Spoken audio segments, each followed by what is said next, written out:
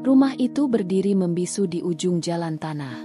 Catnya mengelupas, jendelanya tertutup debu, dan pagar besinya nyaris roboh.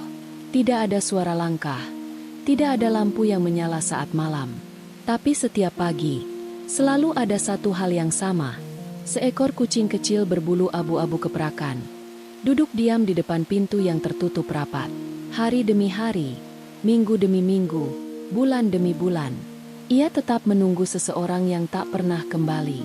Inilah kisah tentang kesetiaan, tentang cinta kecil yang bertahan bahkan ketika dunia telah melupakannya, dan tentang seorang lelaki tua yang pernah mengusir sepi dari rumah itu.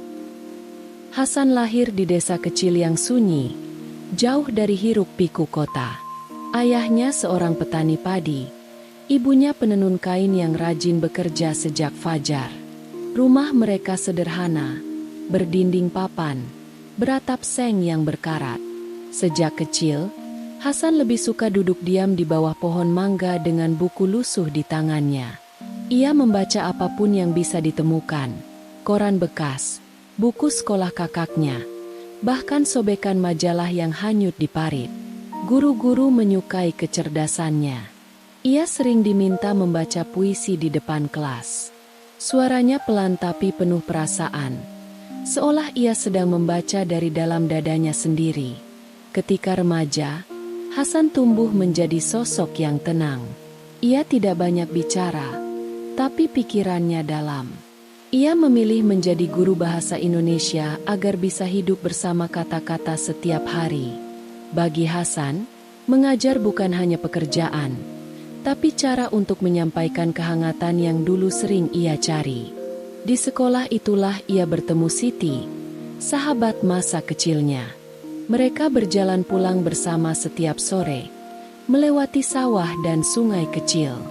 Siti suka tertawa, Hasan suka diam, tapi mereka saling melengkapi seperti pagi dan embun. Mereka menikah saat Hasan berusia 25 tahun. Pernikahan sederhana, tanpa pesta besar, hanya janji yang mereka bisikan satu sama lain. Untuk setia, apapun yang terjadi. Beberapa tahun kemudian, rumah kecil mereka dipenuhi suara baru.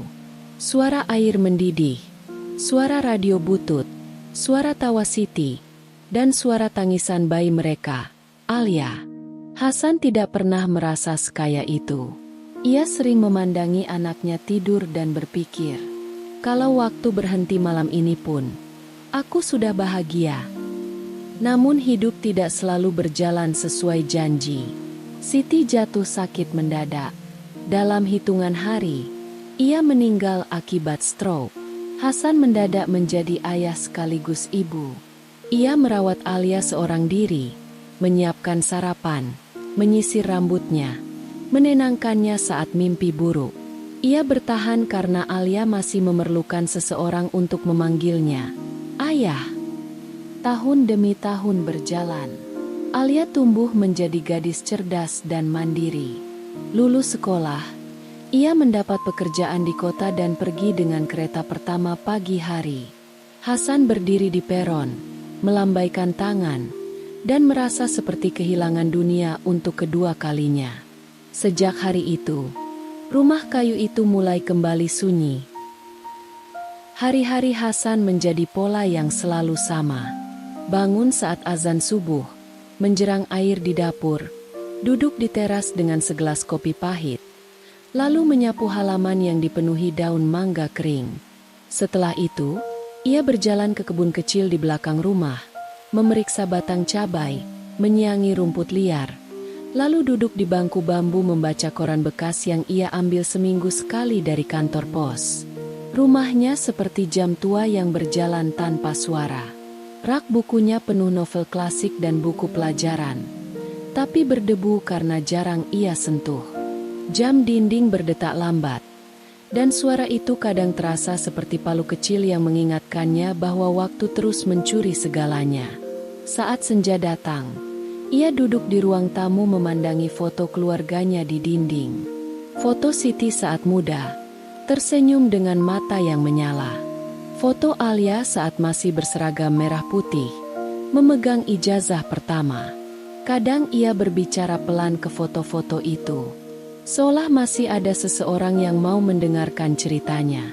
Malam hari, ia menyalakan radio tua peninggalan istrinya, mendengarkan berita yang sama berulang kali. Suara penyiar terdengar jauh, seperti datang dari dunia lain yang tidak lagi ia kenal.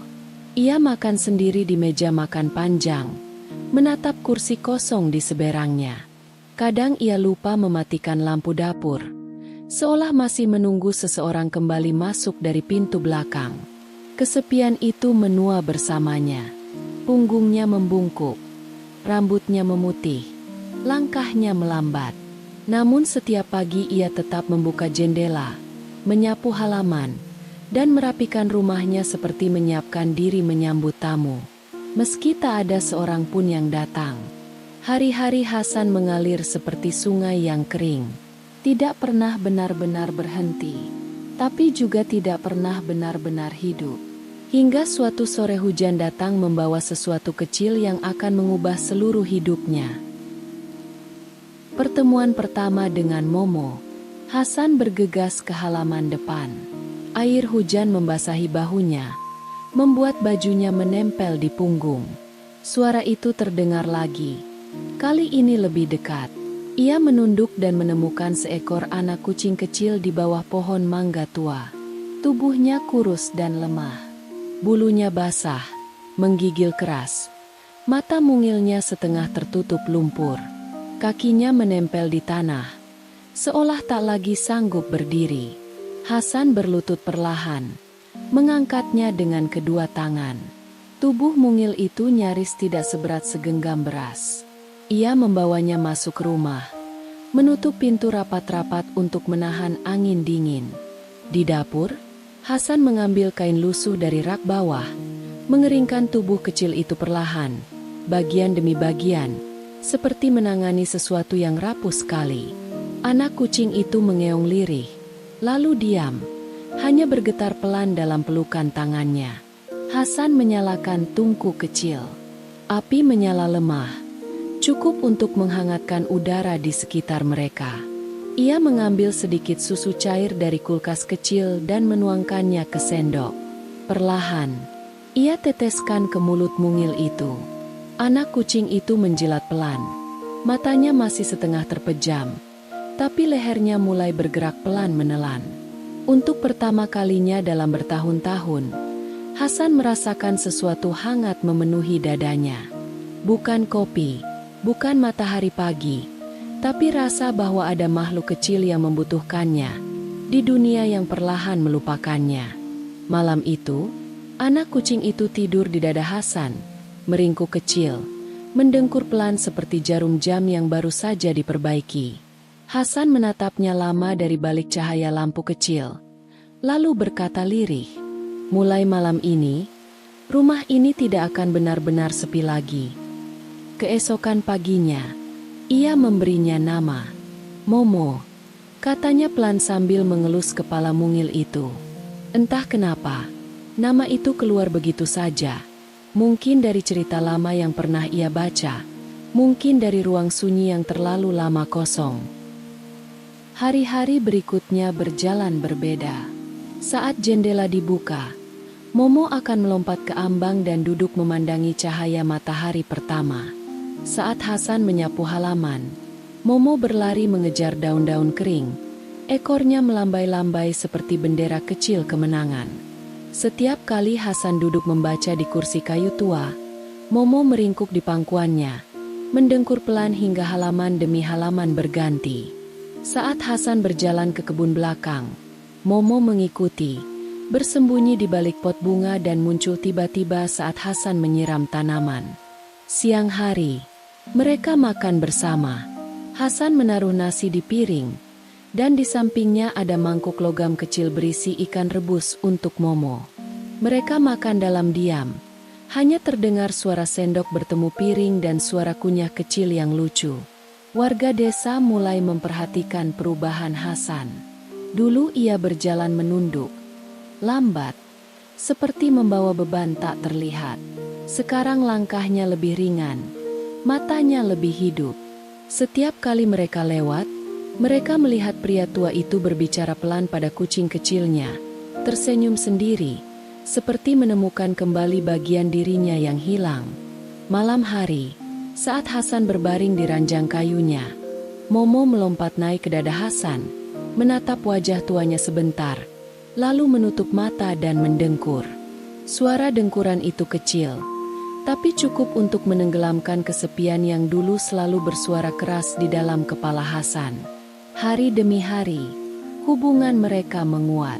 Bukan hanya seperti pemilik dan hewan peliharaan, tapi seperti dua jiwa yang disatukan oleh luka yang sama, dan saling menutup retakan itu dengan keberadaan masing-masing. Hasan tidak pernah mengatakannya dengan lantang, tapi dalam diamnya, ia tahu, kalau Momo pergi, rumah ini akan runtuh lagi ke dalam kesunyian. Hari kepergian Hasan. Hasan berdiri lama di depan cermin kecil, menatap wajah tuanya sendiri. Keriput di sekitar matanya lebih dalam dari kemarin. Ia membuka laci, mengeluarkan dompet kulit tua dan beberapa lembar dokumen yang dilipat rapi, lalu memasukkannya ke tas kecil. Sebelum keluar, ia duduk di kursi dekat jendela.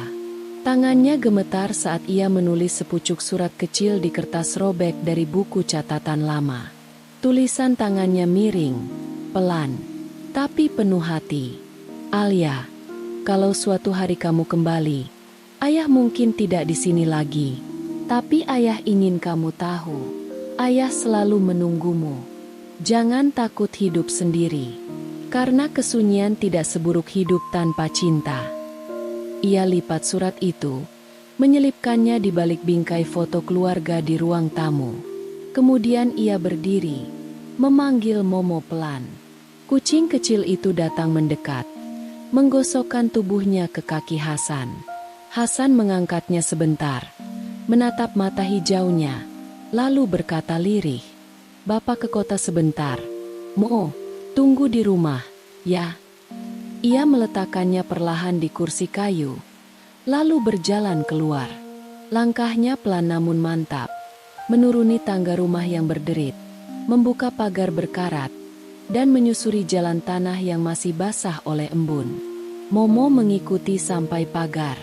Ia duduk diam di sana, memandangi punggung Hasan yang perlahan menjauh, dan menghilang di tikungan. Hari itu, Hasan tidak pulang. Sore datang membawa cahaya oranye yang lembut. Momo masih duduk di keset depan pintu, menatap ujung jalan, sesekali mengeong kecil. Malam turun pelan, dan pintu rumah tetap tertutup. Hari kedua, ia duduk di tempat yang sama. Hari ketiga, ia masih menatap ujung jalan, menolak makanan yang diletakkan warga di mangkuk kecil. Hari keempat, ia tidur di depan pintu, tubuhnya menggigil dalam angin malam. Hari kelima, keenam, ketujuh, Momo tetap menunggu. Tanpa tahu bahwa di kota, Hasan telah mengembuskan napas terakhirnya dalam perjalanan menuju rumah sakit. Sendirian, di bangku ruang tunggu yang dingin, tanpa sempat berpamitan, tanpa sempat kembali membuka pintu rumah yang telah menunggunya. 365 hari penantian. Hari-hari mulai kehilangan bentuk. Matahari terbit dan terbenam, tapi waktu terasa seperti garis yang hanya berputar di tempat. Satu-satunya yang tidak berubah adalah sosok kecil berbulu abu-abu, duduk di depan pintu rumah tua itu. Setiap hari, setiap malam, musim hujan datang membawa bau tanah basah. Air membasahi bulu Momo, membuatnya lepek dan berat, tapi ia tetap duduk di tempatnya. Air menetes dari ujung daun mangga, menimpa kepalanya, menuruni punggungnya, membasahi keset lusuh tempat ia bertengger.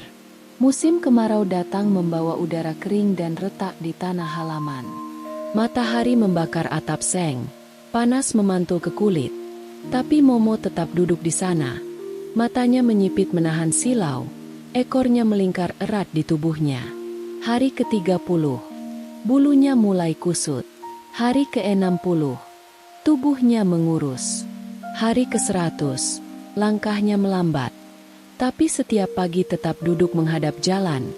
Setiap malam tidur meringkuk di keset yang semakin lapuk.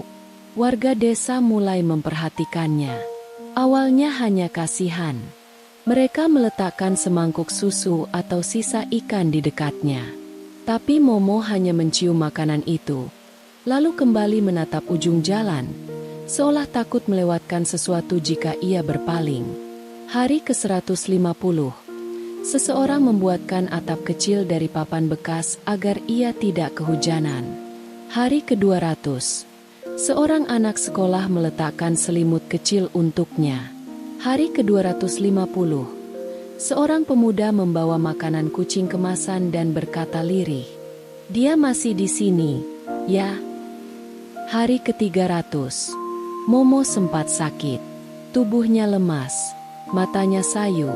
Ia tidak makan selama 3 hari. Banyak yang mengira ia akan mati. Tapi hari keempat, ia berdiri lagi, keluar pelan dari kolong papan, dan kembali duduk di keset lamanya, seperti menolak menyerah. Hari ke-365. Setahun penuh telah berlalu. Pohon mangga menggugurkan daunnya lalu menumbuhkan tunas baru. Jendela rumah tertutup rapat, catnya semakin pudar, dan pagar besinya miring semakin dalam ke tanah. Tapi Momo masih duduk di sana. Tatapannya tetap ke ujung jalan, seolah waktu tidak berlaku untuk makhluk kecil yang sedang menunggu seseorang yang ia cintai. Setiap pagi, setiap sore, setiap malam, menunggu seseorang yang tak akan pernah kembali. Di depan rumah tua yang catnya mengelupas dan pagarnya nyaris roboh, seekor kucing kecil tetap duduk menatap ujung jalan.